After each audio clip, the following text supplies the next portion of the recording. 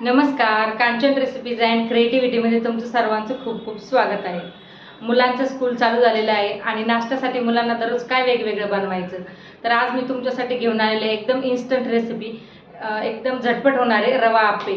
अगदी 15 ते 20 मिनिटात तयार होतात आणि खायलाही तेवढेच छान लागतात। चला तर मग आपण किचनमध्ये जाऊया आणि आपल्या रेसिपीजला सुरुवात करूया। इथे 1 कप रवा घेतलाय, अर्धा कप मी दही घेतलंय, कोथिंबीर आणि कढीपत्ता बारीक चिरून घेतलाय, एक गाजर असं बारीक कापून घेतलेला आहे, एक कांदा बारीक चिरलेला आहे, एक हिरवी मिरची आपण इथे चिरून घेतलेली आहे, एक चमचा जिरा आहे, शिमला मिरचीचे काप, टोमॅटोचे काप आणि इनो लागणार आहे आणि आपल्याला मीठ लागणार आहे चवीनुसार। तर सर्वात प्रथम आपण बाउलमध्ये 1 कप रवा घालून घेणार आहोत। त्यामध्ये कांदा, गाजर, टोमॅटो, शिमला मिरची, बारीक चिरलेली हिरवी मिरची, जिरे असं सर्व आपण घालून घेणार आहोत। कढीपत्ता आणि कोथिंबीर, भाज्या तुम्ही तुमच्या आवडीनुसार आणखी वाढवू शकता। चवीनुसार मीठ घालायचं आहे आपल्याला यात आणि हे व्यवस्थित आपल्याला मिक्स करून घ्यायचं आहे। सर्व साहित्याचं प्रमाण मी खाली डिस्क्रिप्शन बॉक्समध्ये पण दिलेलं आहे। हे व्यवस्थित मिक्स झालं की यामध्ये आपण दही घालणार आहोत। दही घालूनही आपल्याला हे छान एकजीव करून घ्यायचं आहे। व्यवस्थित एकजीव झालं की त्यामध्ये आपण थोडं थोडं करून पाणी घालून घेणार आहोत। पाणी घालूनही आपल्याला हे छान एकजीव करून घ्यायचं आहे।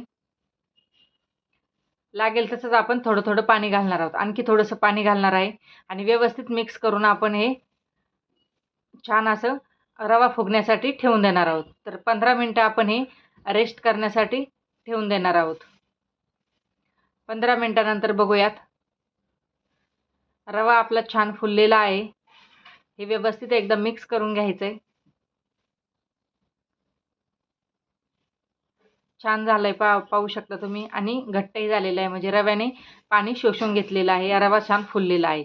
त्यामध्ये आपण इनो घालणार आहोत। तुम्ही इथे सोड्याचाही वापर केला तरीही चालेल, म्हणजे आपले आप्पे हे छान आतमधून जाळीदार बनतील, कडक होणार नाहीत, एकदम सॉफ्ट राहतील। हे आपण मुलांच्या डब्यालाही देऊ शकतो। झटपट होणारी रेसिपी आहे ही। व्यवस्थित आपल्याला मिक्स करून घ्यायचं आहे। इनो टाकल्यानंतर थोडंसं मी 1-2 चमचे पाणी घातलेलं आहे आणि छान एकजीव करायचं आहे। आप्याचं भांडं मी गॅसवर गरम करायला ठेवलेलं आहे। इथं पीठही रेडी आहे आणि भांडंही आपलं गरम झालेलं आहे। तर हे माझ्याकडे बिडाचं भांडं आहे, तुमच्याकडे नॉनस्टिकचं असेल तर तेही वापरलं तरीही चालेल। त्याला छान तेल लावून घ्यायचं आहे आपल्याला भांड्याला आणि त्यामध्ये आपण 1-1 चमचा हे जे तयार बॅटर आहे ते घालून घेणार आहोत आणि आता आपण हे झाकून 2 ते 3 मिनिट छान वाफवून घेणार आहोत। म्हणजे खालची बाजू ही छान क्रिस्पी होईपर्यंत आपण याला शिजवायचं। 1-3 मिनिटानंतर आपण झाकण काढून बघणार आहोत। पहा, वरनं छान झालेले आहेत। आता आपण 1-1 करून याला छान पलटी करून घेणार आहोत। बिडाचं भांडं असल्यामुळं थोडेसं निघण्यासाठी पहिल्या बॅचला जरा त्रास होतो, पण नंतरचे आप्पे खूप छान निघतात। तसं नॉनस्टिकमध्ये तेलाचा वापर नाही केला आणि तसंही काढलं तरी होतात, पण यामध्ये थोडंसं तेल वापरायचं आहे आणि 1-1 करून आपण सर्व आप्पे पलटी करून घेणार आहोत आणि दुसऱ्याही बाजूने खमंग छान भाजून घेणार आहोत। अजूनही तुम्ही माझ्या चॅनलला सबस्क्राईब केलं नसेल तर सबस्क्राईब करा आणि बेल आयकॉन दाबायला अजिबात विसरू नका, म्हणजे मी ज्या नवीन नवीन रेसिपीज टाकत राहील त्याचं नोटिफिकेशन तुम्हाला येत राहील। पाहू शकता दुसऱ्या बाजूनेही आपले आप्पे इथे छान क्रिस्पी झालेले आहेत।